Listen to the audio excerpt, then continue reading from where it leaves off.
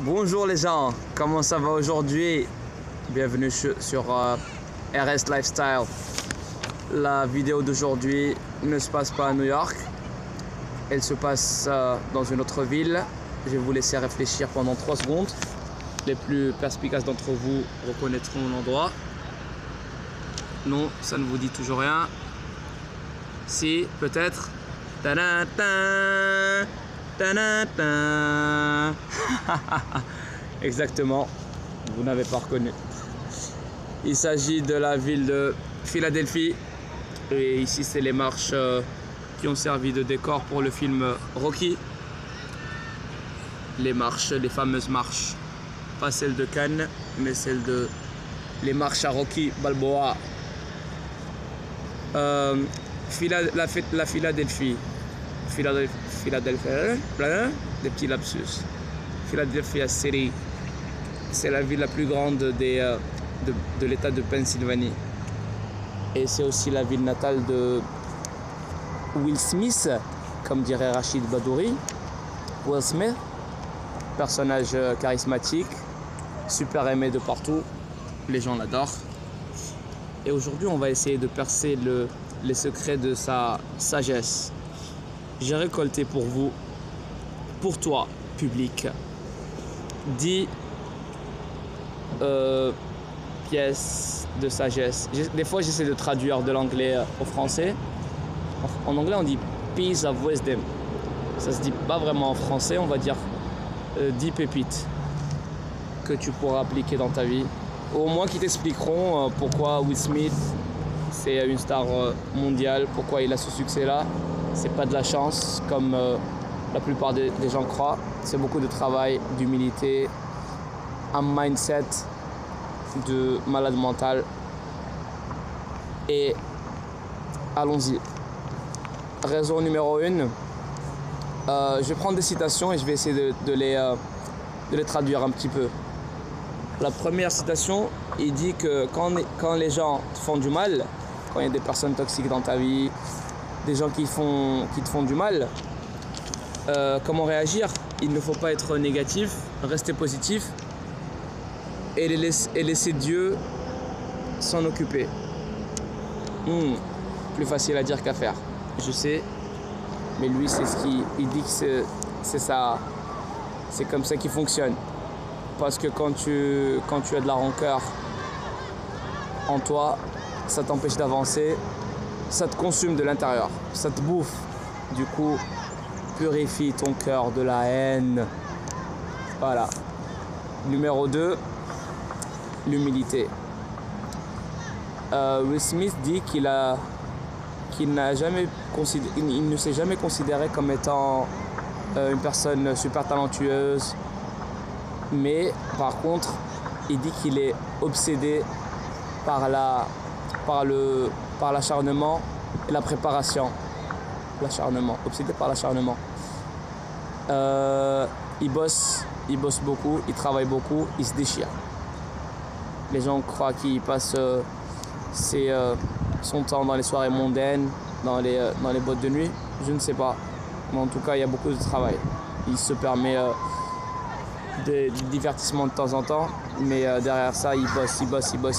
Donc, travail. Raison numéro 3. He who says he can and he who says he can't are both usually right. Traduction, va se faire. Celui qui dit qu'il peut et celui qui dit qu'il ne peut pas ont tous les deux raison. Donc tout dépend comment tu vois les choses. C'est une citation qui ne vient pas de lui directement. Il l'a repris à Confucius. Je sais même pas comment on dit en français. Il y a aussi Henry Ford, le célèbre fondateur de la maison Ford, qu'il a utilisé donc différentes sources. Je ne connais pas la source exacte. Mais en tout cas, c'est vraiment très précis. Si tu dis que tu peux y arriver, tu vas y arriver. Si tu dis que tu ne vas pas y arriver, tu ne vas pas y arriver. Tout simplement. A plus B. Raison numéro 5, ou leçon numéro 5, il faut eliminate the likable things in your personality. Si tu as des côtés lumineux dans ta personnalité, des qualités tout simplement, il faut mettre l'accent dessus et les montrer aux gens. Si tu as des défauts, un côté sombre, pour ceux qui ont vu Dexter, ils connaissent genre le Dark Passenger, le passager obscur. Ce sont des facettes de ta personnalité qu'il faut cacher, qu'il ne faut pas montrer aux gens. Dissimuler et taffe dessus pour les effacer, les éradiquer, pour continuer à t'améliorer. Numéro 6. Il dit que dans sa tête, il a toujours été une superstar.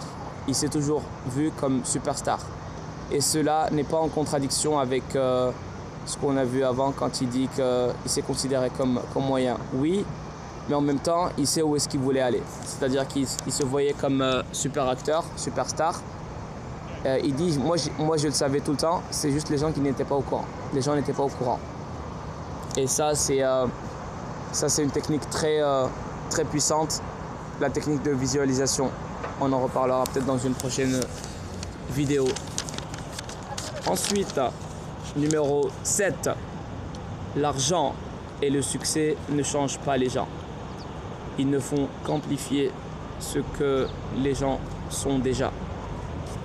C'est-à-dire que si tu es méchant, tu deviendras plus méchant. Si tu es un gentil, tu deviendras plus gentil, plus généreux, tout simplement.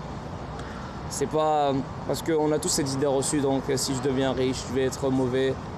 Ou au contraire, si je deviens riche, je vais être super généreux. Non. Si maintenant tu es fauché et que tu es généreux, quand tu seras riche, tu seras généreux. Si tu as de l'argent maintenant et que tu es une pince, quand tu seras encore plus riche, tu resteras une pince. Voilà. Numéro 8, pardon. Quel est le meilleur moyen d'apprendre? Pour Will Smith, ce sont les livres. Il dit, pour moi, il y a des gens qui ont du talent, des skills et qui ont tout mis dans des livres. À nous d'aller faire l'effort d'ouvrir les livres, de les lire, de faire un travail de recherche. Une petite parenthèse, toutes les personnes qui réussissent dans la vie sont des grands, là on va dire 99,99% sont des passionnés de lecture. Ils lisent beaucoup, que ce soit Bill Gates, que ce soit Warren Buffett, que ce soit Elon Musk, le gars de PayPal, Tesla, SpaceX, que ce soit Jeff Bezos de Amazon, tout le monde lit des livres. Donc lisez des livres. Ne lisez pas des bandes dessinées. Si, c'est bien les bandes dessinées. Mais trouvez des livres, il y a des listes sur internet, des livres, des listes de livres à lire absolument dans sa vie, qui vont permettre un gros changement dans ta vie. Pas des livres, pas les magazines People à 2 balles. Enfin, c'est moins que 2 balles. Je pense qu'il y a des... Quand je vivais en France, il y avait un magazine, il coûtait 1 euro, je pense. Et il était pourri. Je sais pas pourquoi... Pardon, je sais pas... Je n'aimerais pas dénigrer le travail des autres, mais quand même, faites l'effort. Ne prenez pas les gens pour des pigeons. Ne prenez pas les gens pour des pigeons. Numéro 9. Il dit, je préfère quelqu'un qui fait un mauvais boulot et qui se donne à 200% que quelqu'un qui fait du bon boulot mais qui se donne à 50%. Vous allez me dire, oui, mais l'autre il fait du mauvais boulot et l'autre il a fait du bon boulot. Oui, mais si tu regardes sur le long terme, la personne qui se donne toujours, qui ne se donne pas à fond, prend l'habitude de toujours se donner moins, et la qualité de son travail va décliner. Or, la personne qui se donne toujours à fond, elle va voir sa courbe de progression augmenter, s'améliorer, et ses performances sur le long terme vont être, il va dépasser et de loin l'autre personne. Voilà.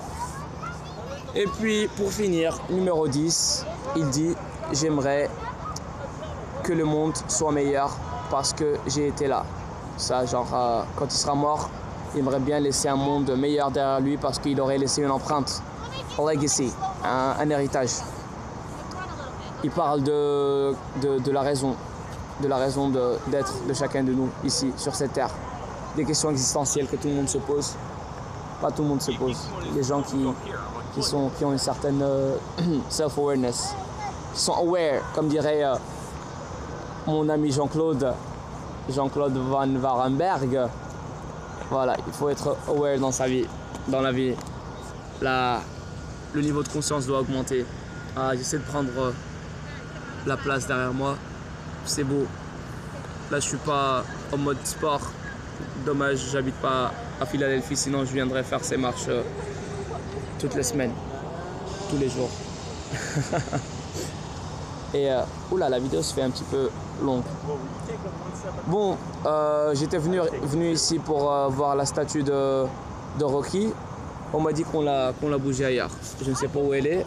Je ne sais pas si j'aurai le temps aujourd'hui puisque je dois retourner à New York. Donc si j'ai pas le temps, ben, je reviendrai une autre fois et j'irai chercher la fameuse statue.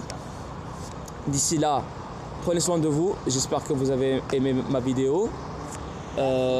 Voilà, j'aimerais que vous likiez la vidéo. Même si vous ne l'aimez pas, likez-la. Voilà, je vous fais de l'inception.